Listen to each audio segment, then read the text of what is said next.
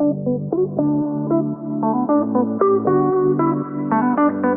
hey, Gary, as always, thanks for joining me. And, everybody's hearing about IoT and the Internet of Things and all of that. But, this isn't just for homes and things like that. So, what are some of the most innovative use cases you're seeing for IoT technology? Thanks for the question, Nathan. Much appreciated. So again, IoT technology opens up some fascinating possibilities for sure, extending far beyond some of the more practical uses, such Hmm. as smart agriculture, for precision farming, asset tracking and logistics is another good example, or even predictive maintenance in manufacturing. So I believe, IoT, has had this kind of massive impact on other industries, such as, smart retail, for instance, whereby, the new personalized shopping experiences are now driving a larger share of the wallet for these retailers. These Hmm. retailers are now, having a better understanding of their customers' buying habits, and of course proximity awareness while in store for targeting, marketing efforts and so forth. So that's pretty, interesting use case. Other areas whereby IoT is having a positive impact is enabling vehicle-to-vehicle communications and autonomous driving. IoT is also impacting energy management systems by optimizing, consumption via, smart thermostats. But I think, one of the biggest impacts is in healthcare, whereby IoT wearables are now being used for not only, tracking the fitness progress. I'm sure we all, have a, smartwatch, in our possession now. So these tracking capabilities are also being used for monitoring the health conditions in a proactive, predictive manner, which is just super exciting. And of course, my personal favorite is how IoT is impacting the forefront of outer space. Right, there's a Trekkie in all of us, I'm sure, but companies are now developing space-based IoT networks to provide global connectivity, which is enabling new applications for monitoring, communications, and data collection, of course. And this is creating new cyber security threats against our satellite infrastructure, which of course is of personal interest to me. A few years ago, I wrote a white paper on weaponry, constellations. Get into that on another topic someday. But Sure. of course, Lock offers a solution for satellite security as well. So satellites are nothing more than an IoT device, Nathan. They're running a weird protocol across a weird frequency. So IoT is being used in a number of industries across a number of applications, which is super exciting. Make sense? Absolutely, yeah, and let's bring it down terrestrial a little bit more here. Not that satellites aren't amazing, but if we talk more here on the ground, what are some of the ways that IoT is being utilized in industrial settings to improve, efficiency, safety, that type of stuff? Okay, another great question, Nathan. Thank you. So in industrial control environments, IoT, can be used to optimize workflow through real-time monitoring with predictive maintenance capabilities. That's a big one, as well as enhance the safety work conditions through the use of remote monitoring equipment, particularly, in hazardous environments. So hazard detection capabilities are being used in, industrial control systems. Um, but some more practical use cases whereby IoT is being used is again predictive maintenance. This is Hmm. very, very important because it ensures machinery, operates efficiently by predicting, potential, failure rates based on usage. So that's pretty useful. And I would say in the supply chain, IoT is being used to optimize inventory logistics, such as tracking assets across the country or even internationally. So, Nathan, the bottom line is that IoT is creating a massive competitive advantage for these companies that are embracing IoT, and it has significant cost savings associated with it, and therefore, by leveraging this remote monitoring capabilities that IoT provides, it's allowing for this kind of proactive troubleshooting that's never really been had before. So IoT is being used in a number of ways, as I mentioned, worker safety enhancements, and so forth. So ultimately, it's leading to improved business continuity and operations, Nathan. That's why it's been used in industrial IoT settings.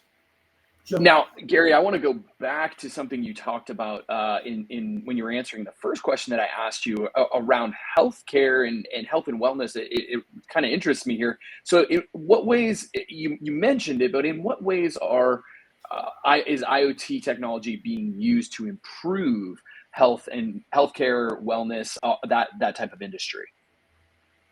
Yeah, I think, I really think this is a great question. And I think IoT has probably had the most significant impact, specifically in healthcare. I really think IoT has revolutionized the healthcare industry in many ways.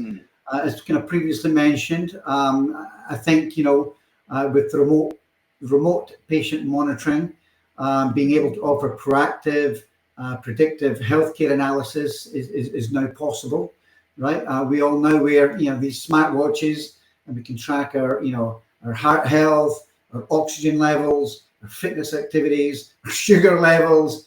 It goes on and on and on. And there's still continuing to be a lot of IoT innovation within healthcare. So it's a super exciting area to be involved in. I would say that a couple of great use cases whereby IoT is being used in healthcare is in telemedicine and virtual care situations, whereby enabling remote consultations, diagnostic imaging, remote patient monitoring for health status from any location, of course, as long as you have an internet connection, will make that possible. So you have a lot of IoT applications in healthcare. But you also have IoT-enabled medication management systems helping patients to adhere to medication regimens by providing reminders, dispensing medications at a scheduled time, and tracking prescriptions. So there's huge efficiencies there. And finally, the big one here is within the hospital infrastructure themselves, right? The monitoring that's now in place by IoT sensors. Right, they're being deployed throughout the hospital to facilitate monitoring the environment conditions such as temperature, humidity, and air quality. And in one of the hospitals where lock air shield is being used to secure the facility, they're using IoT tags on the mothers and newborns to make sure that that child is safe, i.e. there's no unauthorized access between the child when it's not with his mum. Within the hospital. So it's been used for safety measures as well. So by using IoT technologies, this is really ensuring optimal conditions for patient comfort, patient safety, while also enabling early detection of issues such as equipment malfunctions or maintenance needs, Nathan, as well as enhancing the facility management and compliance with regulatory standards that healthcare is, obviously has to adhere to. So overall, I would say IoT has this potential to really revolutionize healthcare delivery by empowering the patients, improving critical clinical outcomes, and optimizing resource utilization across the continuum of care. That's my 2 cents on healthcare and IoT. That's a lot for those 2 cents. There's a lot going on there. So, with all of this going on, and these are things that are happening right now, and we've all seen in the movies and on TV and stuff, the house that talks to you, and the city that runs on just the computers and everything like that. But I mean, this is becoming a reality. So how can IoT be leveraged to create the smart homes and the smart cities? And then what are the potential benefits, but maybe some of the drawbacks that happen with these type of systems too? Yeah, again, a great question, Nathan. Thank you. So IoT can be leveraged in many ways to create, smart homes and smart cities by integrating, various, connected devices and sensors and systems, ultimately to enhance convenience, right? Efficiency and sustainability, right? And some of the ways in which IoT can be applied in smart homes in cities extend to things like home automation, whereby IoT devices such as smart thermostats, lighting systems, and appliances can be controlled remotely through smart homes or through voice commands. Of course, this ultimately helps the homeowner to automate routine tasks by remotely adjusting settings based on preferences or environmental conditions, and ultimately, being able to optimize the energy cost savings as well, both for the individual, me as a homeowner, and of course for the cities, right? Again, coming back to that environmental sustainability, right? The best uses of power. So within smart cities, you have specific things like energy management benefits, whereby IoT-enabled energy management systems monitor the energy consumption in real time and provide insights into usage patterns, which is always helpful. Homeowners, can identify energy-saving opportunities and implement efficiency measures and track the energy usage and of course, cost over time. Ultimately, these smart grids, these owners of the smart grids can optimize energy distribution based on peak demands. As you know, I live here in California. During the summer months, we have these outages, and so IoT is now being leveraged to be able to distribute the power grid, power network more efficiently. So Mm-hmm. it's again helping the cities, smart cities, lead to a more reliable and sustainable energy infrastructure. So that's one of the huge benefits for the smart cities. And then, of course, you also have things like smart security and surveillance going on now, whereby IoT devices such as smart cameras, door locks, motion sensors, can enhance home security by providing real-time monitoring alerts and remote access capabilities to law enforcement, even when you're not at home. So that's pretty interesting. These Mm-hmm. typically integrated smart cameras that are now in use, right, can deter intruders. You've probably seen the Ring advert and things like that, whereby get away Right. from my door. So Yeah. these integrated security cameras are really now prolific, and people are deploying them to deter intruders and ultimately detect suspicious activities, night and day, and of course ultimately notify the homeowner or authorities to potential threats. And in the case of smart cities, IoT-powered surveillance systems can improve public safety and emergency response by monitoring crowded areas, traffic flow, and environmental conditions. As you know, as we all gather in our hundreds of thousands to these stadiums and events, it's very, very important now for law enforcement to have visibility into crowd control and things like that. So, so I think finally, just based on the time constraints here, you have traffic management and transportation concerns, whereby IoT sensors can connect to the infrastructure and help to enable this smart traffic management, and flow, so they can optimize, manage congestions and things like that. So that said, Nathan, I think these are some of the potential, you know, um, benefits of Mm-hmm. deploying IoT. And you mentioned, what are some of the drawbacks Sure. of this Yep. technology? And I think there's definitely some drawbacks that we can talk about here. But I think the big challenges that are associated with IoT systems, whether deployed in smart homes or smart cities, include things like privacy and security concerns, right? Related to data collection, storage, and sharing, right? A lot of folks have issues with the that kind of Big Brother's watching type Mm-hmm. scenario. But these sensors that are now connected to the grid and now connected to the home, connected via the internet, are now providing some security and privacy concerns for folks. I think you also have reliability and interoperability issues with diverse IoT deployments and different platforms, right? There's no such thing as standards being implemented in IoT. It's still a kind of wild west scenario, right? And of course that ultimately leads to cybersecurity challenges, right? The risks and threats of being hacked. So data breaches and malware attacks are coming in via IoT. And as I mentioned many times, right? IoT, I've said many times, 80% of IoT devices are wirelessly connected. They're not wired, and therefore, IoT is using, hundreds of new protocols, hundreds of new frequencies, and so therefore you need what's called a software-defined radio at the edge within the environment, in the home, right, that understands the new risks and threats associated with that new RF environment, right? Almost everything talks to something or someone now. So that's a huge problem, right? The wireless IoT has created a massive security attack surface. So you have some risk and threats there. You also have infrastructure limitations and scalability challenges. So that's an issue, right? Not everywhere has 5G deployed and so forth. Right. So that's a kind of political type concern. And then, of course, you also have the digital divide, whereby if you're going to roll out 5G, you need to roll it out everywhere. So there's a cost associated with that new infrastructure.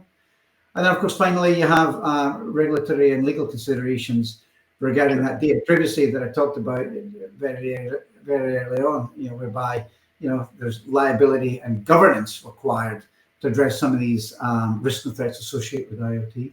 So addressing some of these challenges requires collaboration among many of the stakeholders, not just the people that are putting in the 5G towers and so forth, Nathan, but also policymakers, right? Making sure that, everybody has access to, the brand new infrastructure, the fastest, 5G networks and so forth. So technology providers and community members, they're all involved in helping to build this robust, framework and new standards to help implement IoT best practices, not only in the smart home, but also across the smart cities, if that makes sense. That's great, Gary. Thanks for that. And I mean, you were just talking about it a little bit, but what are some of the most significant security risks that are associated with all of these IoT devices? And then I'll just throw a second one right on top of it of how can those be mitigated? How can you mitigate those security risks? Okay, well, as you know, it's obviously an area that I specialize in. So there are many major security concerns and risks when dealing with IoT devices and networks, such as weak authentication, insecure communication channels. There's lack of security updates going on with IoT, as well as the physical security vulnerabilities themselves on the physical devices. All of this can lead to data breaches through the device or network hijacking. So it is a problem. As I mentioned, right, a lot of IoT devices are wirelessly connected, not wired, and therefore you need to have this visibility into the new invisible threats that I talk about. So when it comes to IoT and it comes to weak authentication, many IoT devices lack this robust authentication and authorization just simply due to the lack of the CPU and storage capabilities and so forth. So there makes the devices themselves very vulnerable to unauthorized access. And this is where attackers can exploit weak credentials or default passwords to gain unauthorized control over the IoT devices. Nathan, IoT devices were never designed to be big, beefy, computers like your laptops and your tablets. These are low cost, small boards that allow you to just do simple tasks. But guess what? They are so they have limited CPU, they have limited memory and so forth. So there's little you can do with them. But there are a few things you can do with them to try and lock them down and so forth. And if you recall, I think it was last week or the week before, I did a short video And it's available on the lock.io website, whereby I explain the use of rainbow tables, if you recall correctly, Hmm. whereby attackers are performing dictionary attacks using rainbow tables to get these weak authentication and weak passwords cracked, right, using rainbow tables and so forth. So I do describe in the video how best to implement an effective IoT cybersecurity strategy. So hopefully, if folks are interested, they can go there and they can search rainbow tables and they can learn a little bit Hmm. about that. Okay, so the big question, the big question is, how do we deal with these IoT vulnerabilities, right, risks and threats? So in order to mitigate IoT security concerns, right, multiple strategies definitely need to be deployed. And of course, you need to, number one is you need to start with some sort of robust authentication and mechanism, such as maybe a multi-factor, authentication capability, right? You need to move away from weak passwords to unique, strong passwords to prevent unauthorized access to the IoT device and network, of course. I would say number two is you need to implement secure communication protocols. There's protocols out there, Nathan, like SSL, TLS. These are secure communication channels between the IoT device and the back-end systems. A lot of organizations often use VPNs, which are used to establish this kind of private and encrypted connection over public networks. But ultimately, the goal is to protect this data, the data confidentiality and integrity against eavesdropping. And again, in another video we created, we talk about the effects of eavesdropping and interception attacks. So that's very important in having some sort of encryption across the IoT and back-end database. Number three, I would say, is that you really need to segment your IoT devices into separate networks, separate zones based on their criticality and sensitivity, right? I mean, not all IoT deployments are equal or the same, but they do need to be segmented. And this is one of the weaknesses and one of the things that we see quite often when we do our vulnerability assessments is that a lot of IoT devices are not properly segmented. So we need to help enforce strict network segmentation policies to isolate them from other devices and systems on the network. And I would say finally, again, just due to your time constraints and so forth, number four would be is that you need to have continuous DDR monitoring and threat detection. And not a lot of people have heard of DDR before. DDR firewalling is the ability to do data detection and response, anomaly detection and prevention capabilities to validate and monitor data traffic flow from the source and monitor its behavior and activities to detect malicious EMI attacks, to detect protocol abuse attacks, both IP based and non-IP based. This is very important. A lot of IoT devices are not traditionally using IP based protocols. They're using non-IP based protocols, and these layer one attacks are very well known, very well documented. And EMI is layer zero, so you got EMI attacks at layer zero. You have now, put this down for a second. You now have layer one attacks through protocol abuse and so forth, and of course at layer two wireless, you have these hijacking attempts at layer two going on.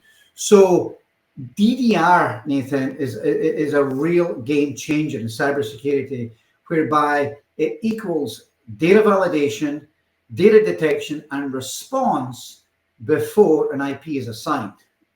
Mm. So if you think about it, right, when wired side tools alert you to a cybersecurity incident, it's just simply too late. With the prolific explosion of IoT being adopted across our smart homes, our smart cities, in critical infrastructure, healthcare, transportation, logistics, using wired side tools to alert you to cybersecurity threats associated with IoT, you really are not detecting the attack early enough. So DDR is an early warning system that allows you to be alerted prior to loss or incident occurring before an IP is assigned. And this is a new capability that we have at Lock that complements our wireless air shield, wireless airspace defense platform, and it's called Data Shield. It's basically a firewall that allows us to do this data detection and response in real time before an IP is assigned. Thank you very much. Wow, that's great stuff. Thanks so much, Gary. I always appreciate talking to you. Okay, Nathan, thank you. Bye-bye.